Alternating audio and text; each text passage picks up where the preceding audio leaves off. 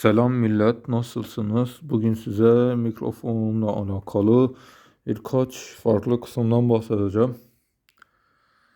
Şimdi buradaki şu toka arkadaşlar, bunun buradaki tutma yeri, hani olur ki telefonunuz kaza anında, biri çarptığı anında dönerse bunu desteklesin diye.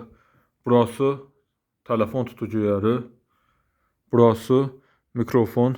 Mikrofonumuz buraya koyuluyor.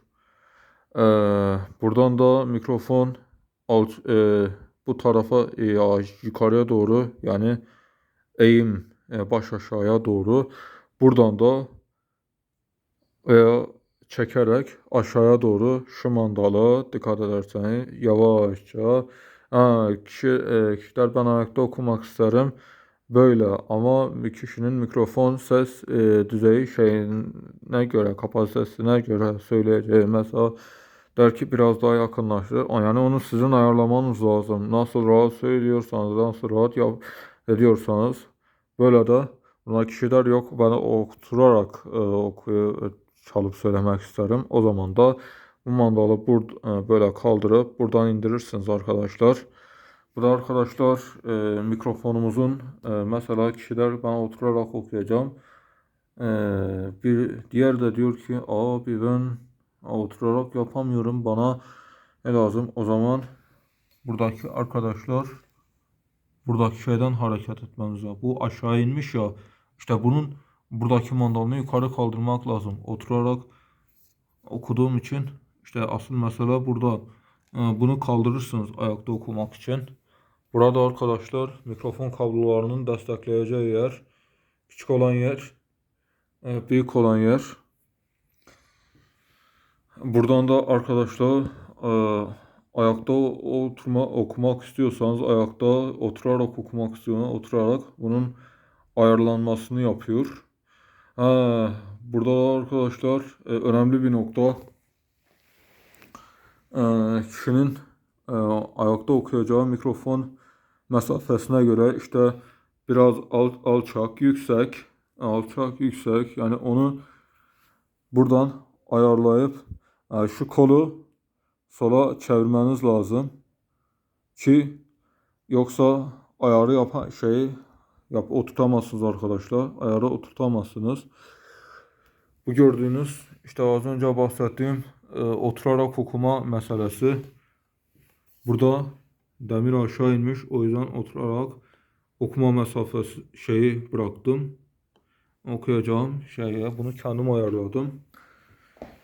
Hoparlörde gelecek olursak, bunlar akort cihazı ile alakalı. Bunlar CD çalışmaz. Neden çalışmaz? Onun içinde kablo lazım. Buradan USB 2, USB 1 veya Bluetooth'la ready, yani Bluetooth hazır demektir. Nasıl ama optikal konumuna getirirseniz daha rahat duyum alabilirsiniz. Burada arkadaşlar bu kayıt olma, kayıt durdurma, bir sonraki şarkıya, bir önceki şarkıya, onun şarkıyı durdurup başlatmaya, mikrofonun volümü, bağlamanın volümü veya gitar fark etmez.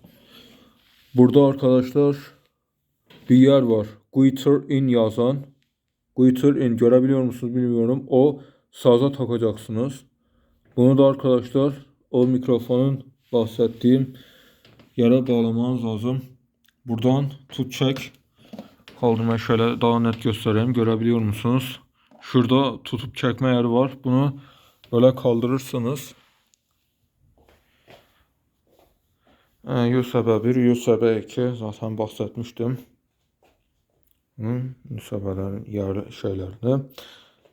Buradan vokal efekt var. Görebiliyor musunuz bilmiyorum ama göster. Şu arkadaşlar. Buradan efekt verebiliyorsunuz.